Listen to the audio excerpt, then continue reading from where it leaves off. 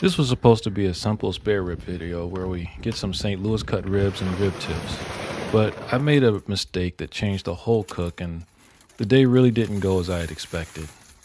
Let's go ahead and dive in.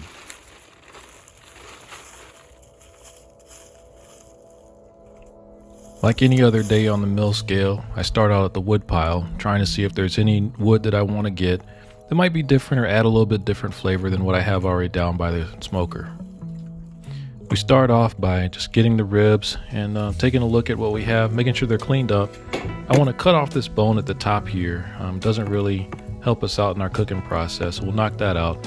Then we're going to go and take off the rib tips. I typically look for about the fourth bone inside, and then I go ahead and slice that piece off. Depending on how big your ribs are, you're going to end up with a rib tip section that's probably about 3 or 4 inches tall, but you want to make sure that you preserve all the bones if you can.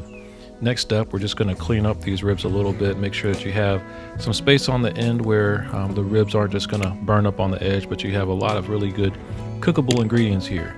Now, I'm still going to use all of those pieces. I'll put those on the smoker and just enjoy those as a little snack for me, but that's how I like to do that. Now, it's time to clean up the grill, go inside the smoker, get out all of the old wood and things like that. Make sure that we can start out nice and fresh.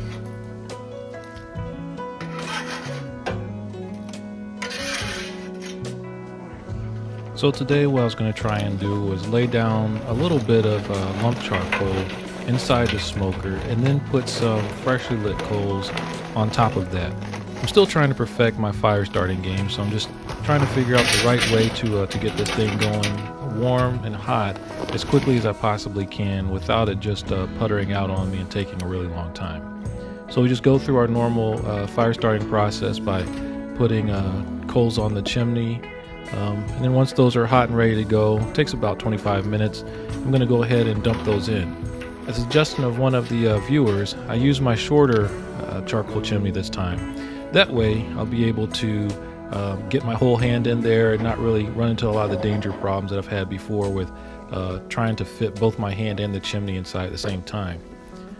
Looks like everything's going pretty good here, so I'm going to go ahead and put some wood on and get my fire set up so that we'll be able to get a big fire going, and that way we can really get our smoking process going today.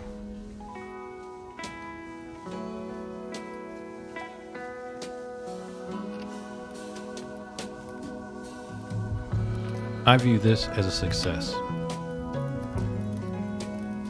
In today's cook, we're going to use the recipe from Meathead's Memphis Dust rub. I'll put a description down below.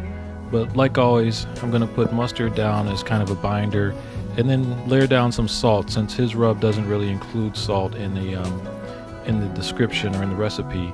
But then I'm just going to come back over that with the Meathead Memphis Dust seasoning.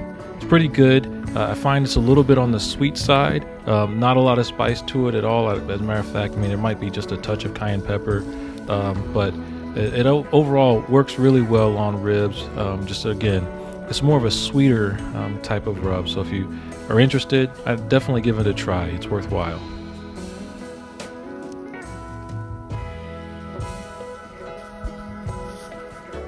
Now, you remember those rib tips that we cut off earlier in the process? Those are still good, and I'm actually going to be cooking those. I mean, that's a very good meat. Comes out tasting wonderful and delicious. So we're just going to season those up the same way we seasoned up the ribs. First putting down a little slather of mustard, but then hitting it with some salt and some of the Meathead's Memphis Dust rub. It's going to go and cook on very much the same way as everything else. I'm going to probably leave it in the foil a bit longer than I do the ribs, just so it can tenderize a bit more. But again, this is some very good meat, so we're going to go ahead and just season this up and get it ready for the grill.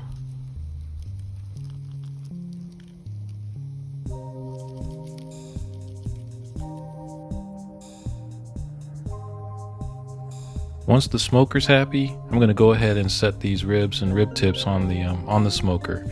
I'm going to put the ribs a little bit closer to the smokestack, and I'm going to put the rib tips a little bit more towards the center. This smoker is actually very balanced across the across the smoker and smoke chamber in terms of where the heat comes, but I do think I want a little bit more warmth on the rib tips as it's coming along, and I think placing it closer to the fire might help me out a bit there.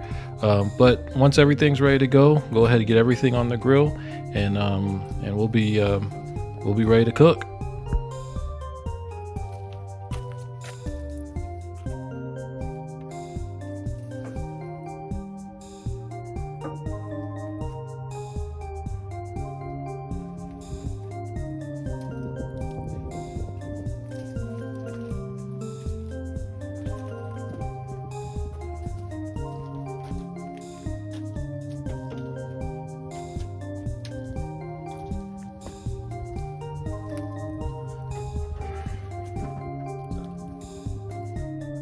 Today I'm going to be making my own vinegar-based mop sauce.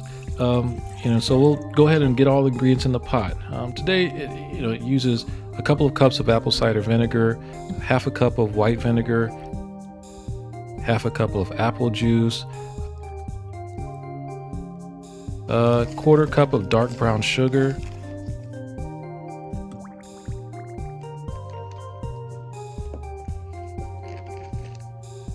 tablespoon of kosher salt,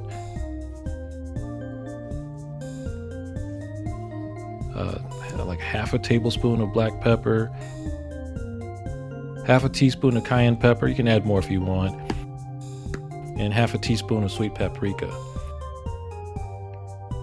Now all of these ingredients come together really nice, and I like to put them in the pot and then just warm it up over the fire, and it makes it really nice with this plancha where we can really put that over top and allow it to warm up and just get it nice and good. And then when it's time to actually put it on the ribs, you've got an ability to go ahead and drop it down and have it already mixed well. Now I'm going to mop the ribs, starting at the 45-minute mark, and then probably once every 20 to 30 minutes, just as they need. And so now, after a couple of hours, the ribs are ready to go and ready to be wrapped. I'm going to put down some brown sugar, some honey, some butter, and a little bit of that sauce, that mop sauce, and just sprinkle it down there and wrap these ribs up.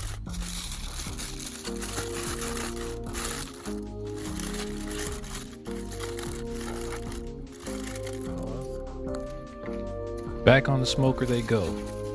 It's important to note that the rib tips get the exact same treatment as the spare ribs, and so we're just going to go ahead, pull them off, wrap them, put down the brown sugar, the honey, butter, anything that you like to put inside that wrap, you can go ahead and put it inside the spare ribs, or put it with the spare ribs as well. And they're going to cook up really nice. Just got to make sure that they're ready to go and put back on so that they can sit in that wrap as we're on the second phase of this cook. When's that meat gonna be ready? Uh-oh. Those dreaded words. Those are the words that every backyard barbecue chef knows oh too well. The reality is I started my cook way too late in order to get dinner and everybody fed and happy. And so now the whole family is waiting for me to finish up this cook, and these ribs are not ready. Now I could serve them to them, and technically their temperature is right, but they are not at the tenderness that I want them to be. So it's only going to be more time. So we're going to have to go back and check and check and check to make sure that everything is proper and ready to go. But sadly, my family did not get the meal that they expected at the time they expected. And it looks like we're going to have a fair amount of leftovers as everybody's grown a bit impatient. Beautiful red color on these ribs. They look really, really nice. The flavor came out really nice as well. I think that Meathead's Memphis Dust did a great job. So everything actually turned out quite well. Smoke ring was remarkable on this. It almost looked like the whole thing was a smoke ring. For the rib tips, you're going to want to get a big knife, something that has a little bit of heft to it. And you're going to have to put a good amount of pressure down just to kind of cut through, because there's this cartilage that's inside of the rib tip that is tough you're not going to be able to chew through it, and it's actually pretty tough to cut through. So you want to get a big knife, apply some pressure, but you can cut through it. It's not a bone or anything like that. Just kind of get that knife in there and chop down pretty hard. And this is going to be some of the best meat on the actual rib. You're right next to the to pork belly here, and so you get a really good flavor of something that's kind of bacony like. And here's a wonderful finished product.